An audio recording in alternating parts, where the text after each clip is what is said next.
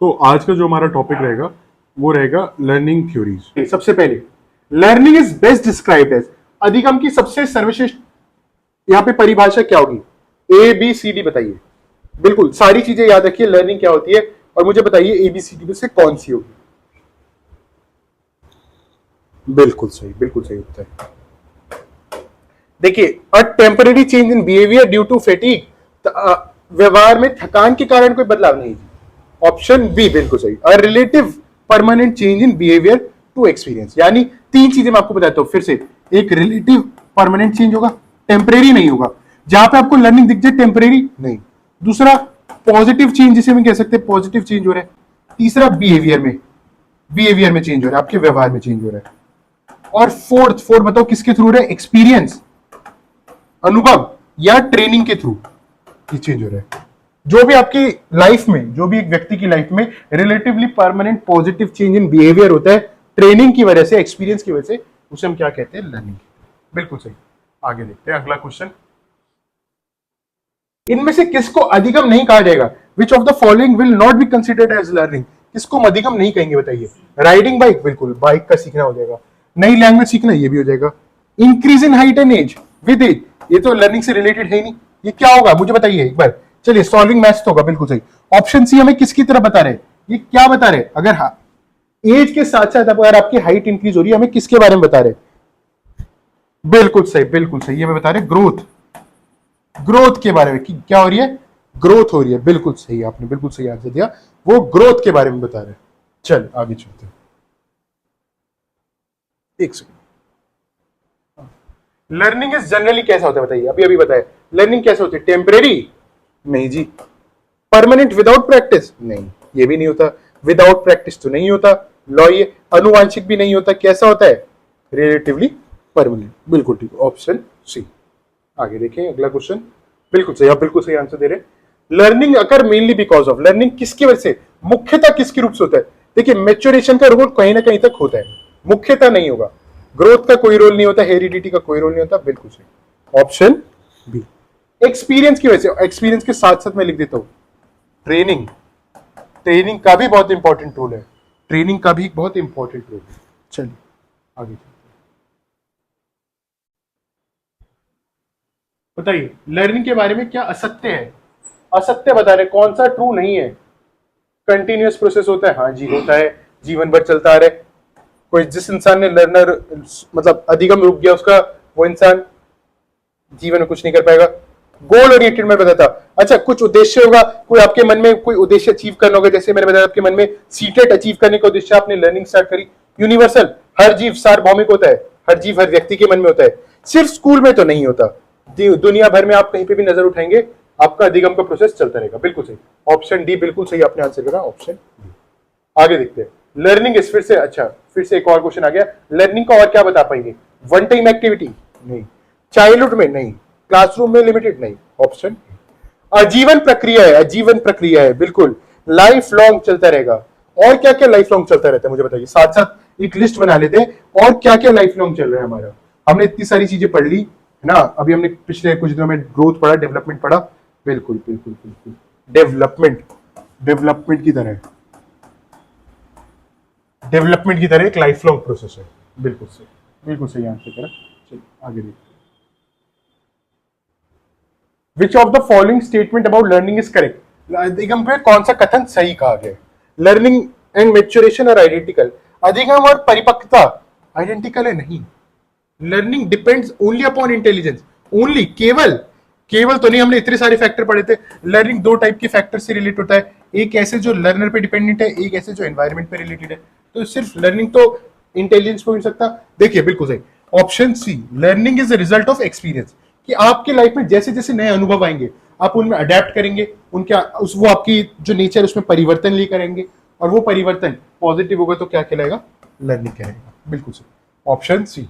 Learning अनुभव का एक परिणाम होता है कि आपकी लाइफ में जो नई सिचुएशन आई, आपने उनको उसके थ्रू सीखना स्टार्ट करा। बिल्कुल सही, ऑप्शन सी। लर्निंग इन्वॉल्व्स, अधिगम में क्या क्या शामिल होता है बताइए?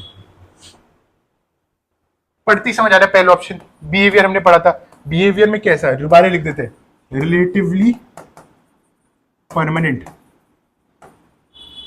Positive change, relatively permanent positive change ही तो बिहेवियर में क्या कहलाता है, लर्निंग कहलाता है। ग्रोथ नहीं, जेनेटिक नहीं, रिफ्लेक्स एक्शन नहीं, ये आप देख कर एलिमिनेट करके भी कर सकते थे,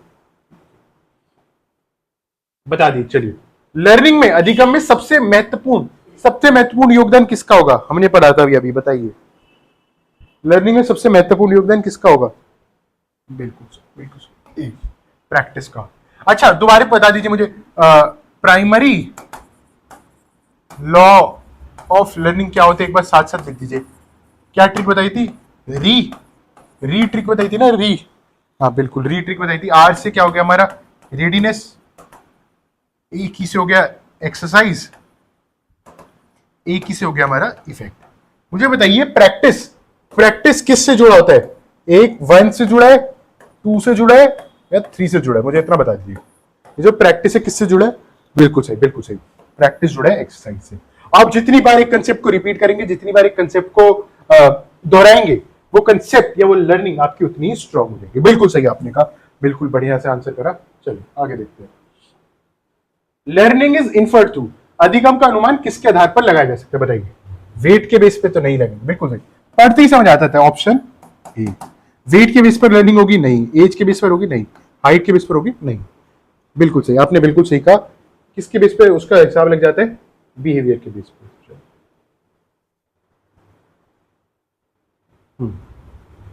अधिगम का सबसे निकट संबंध किससे है? Learning is most closely associated with digestion, respiration, circulation, नहीं, अडेप्टेशन, अनुकूलन।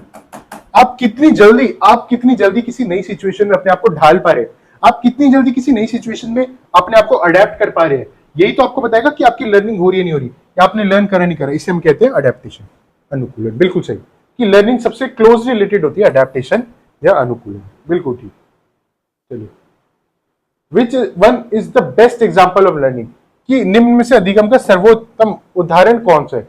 बेस्ट लर्निंग बताइए, बेस्ट एग्जाम्पल क्या होगा लर्निंग का? बिल्कुल सही, बिल्कुल सही, ठीक है। हेयर ट्रेनिंग करे, ये तो मैं बता रहे, बुढ़ापा रहे, वेट बढ़ रहा है, नहीं, हाइट बढ़ना है, नहीं, बिल्कुल सही, ऑप्शन बी। एक बच्चे ने धीरे धीरे पजल्स को सॉल्व करना सीख लिया, पजल सॉल्व करना सीख रहा है बच्चा, तो बता रहे उसमें क्या हो रहा है? लर्निंग हो रहा है, अधिगम।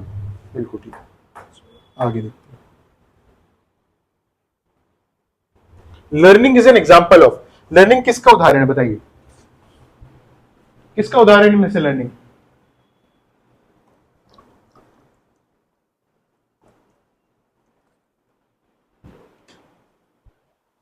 बिल्कुल सही, बिल्कुल सही। क्या सिर्फ बायोलॉजिकल प्रोसेस है? देखिए, अगर आपको कोई पेपर में, अगर आपको ऐसे बहुत मल्टीपल ऑप्शन में ओनली दिख जाए, ठीक है, ज्यादातर टर्म्स में ओनली वाला ऑप्शन आप अवॉइड कर दीजिए। ये मैं आपको ट्रिक बता रहा हूँ, सीटेट से रिलेटेड एक आपको मैं ट्रिक बता रहा हूँ, कि अगर आपको कहीं पे भी ऑप्शन में ऐसे ओनली लिखा दिख जाए, तो उस ऑप्शन को आप सीधा सीधा एलिमिनेट कर सकते हो। ओनली वाला ऑप्शन ज्यादातर केसेस में, 95% केसेस में ओनली वाला ऑप्शन आंसर नहीं होगा। उसके अलावा देखिए, केमिकल प्रोसेस से नहीं, मैकेनिकल प्रोसेस से नहीं, एक साइकोलॉजिकल प्रोसेस है, ठीक है, मेजरली एक मनोवैज्ञानिक या साइकोलॉजिकल प्रोसेस है। अच्छा, मुझे बताइए, क्या आप लर्निंग को मेजर कर सकते हैं? यस या नो? यस या नो में बताइए, लर्निंग को, अधिगम को नाप सकते हैं आप? नहीं, अधिगम को नाप नहीं सकते, बिल्कुल। तो ये कैसे आप प्रोसेस है? एक क्वालिटेटिव या गुणात्मक, एक गुणात्मक यूनिट है, बिल्कुल ठीक। चलिए आगे चलते हैं। मतलब आप एग्जाम्स के बेस पे देख सकते हैं, फिजिकली आपके पास कोई स्केल या ऐसा कोई मेट्रिक यूनिट नहीं है जिसे आप मेजर कर पा रहे हैं। आप देख सकते हैं लर्निंग हो रहा है नहीं हो रहा, कितना हुआ, लेकिन आप फिजिकली देख सकते हैं। चलिए, एडब्ल्यू गेट्स के एक्सपीरियंस के ऊपर है। एडब्ल्यू गेट्स के अनुसार लर्निंग को उन्होंने क्या बताया था, बताइए? एडब्ल्यू गेट्स ने लर्निंग को क्या बताया था? एडब्ल्यू गेट्स के अनुसार लर्निंग को जो पहली डेफिनेशन में पढ़ी थी, बिल्कुल सही, बिल्कुल सही। लर्निंग सिर्फ देखकर होती है? नहीं। लर्निंग मैच्योरेशन पे होती है? नहीं। लर्निंग से इंसाइट, अंतर्दृष्टि से तो अभी हमने पढ़ा ही नहीं। तो हमने पढ़ा है कि लर्निंग एक मॉडिफिकेशन ऑफ बिहेवियर होती है, जो किसके थ्रू हो पा रही है? जो एक्सपीरियंस और ट्रेनिंग के थ्रू हो पा रही है। बिल्कुल ठीक कहा। चलिए, मुझे एक और बता दीजिए, ये किसकी डेफिनेशन थी? कि learning progressive adaptation of behaviour to environment है, कि जो आपका वातावरण है आप उसके अनुसार जैसे जैसे अनुकूलन होगा, जैसे जैसे आप ढलते जाएंगे, वो लर्निंग कहलाएगा। ये किसने कहा था? बिल्कुल सही, गेट्स ने तो भाई एक्सपीरियंस का नाम लिया था, जहां तक हम जानते हैं, एक्सपीरियंस और ट्रेनिंग के बारे में बताया था। थॉर्नडाइक, थॉर्नडाइक का तो हमने पढ़ा था, 3 लॉ दिए थे इन्होंने, री के। ब्रूनर, अच्छा साथ साथ ब्रूनर ने हमने पढ़ा था बीस, BEIS। ई से कौन सी स्टेज होती है? आई से एस से। ई से होती है हमारी इनएक्टिव, आई से आइकॉनिक, एस से सिंबॉलिक। इनका तो कॉग्निशन से रिलेशन था। आंसर सही हो जाएगा ए, BF स्किनर। स्किनर ने हमें बताया था कि जो भी आपका एनवायरनमेंट होता है, आप उसके अनुसार जैसे ढलेंगे, जितना जल्दी ढलेंगे, वो आपके लर्निंग या अधिगम को बताते हैं। आगे देखते हैं। चलिए, तो वही क्वेश्चन आ गया। मैच देखना है, मैच देखना है। मैचिंग बताइए, इनमें से कौन सा करेक्ट मैच है? कौन सा करेक्ट मैच है बता दीजिए जल्दी से। कौन सा इन्होंने करेक्टली मैच करेंगे? ABCD बताइए।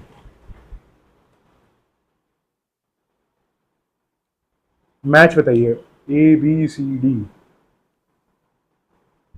कौन सा करेक्टली मैच है?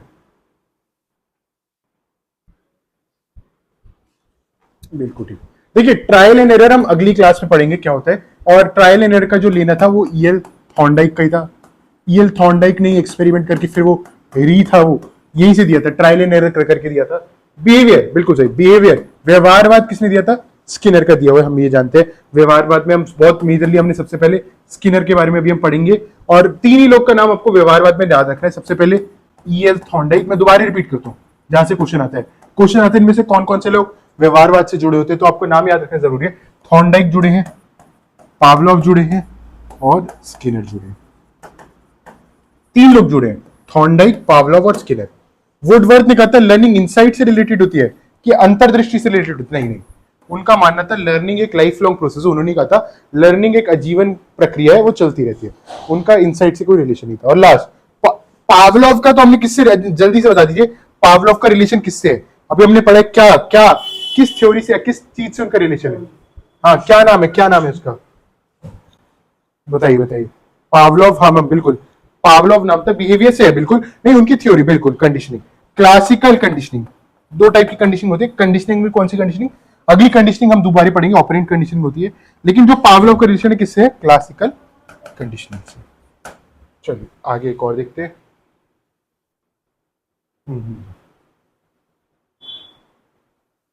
बताइए, learning is a primary process of, अधिगम इनमें से मुख्यतः किसका प्रोसेस है? क्या किसका प्रोसेस है? किसका प्रोसेस बताइए? सिर्फ सिर्फ फिजिकल ग्रोथ का, इमोशनल इंस्टेबिलिटी, जेनेटिक ट्रांसमिशन। मुझे तो ऑप्शन पढ़ के समझ आएगा ये 3 तो नहीं होंगे।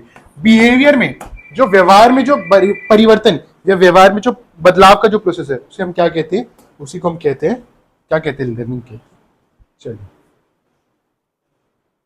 थोड़ा सा क्वेश्चंस का टाइप बदलते हैं, थोड़ा सा क्लासिकल कंडीशनिंग देखते हैं। क्लासिकल कंडीशनिंग का क्वेश्चन और देख लेते हैं। चलिए थोड़ा सा क्लासिकल कंडीशनिंग प्रिंसिपल से देख लेते हैं, जो भी हमने प्रिंसिपल पढ़े।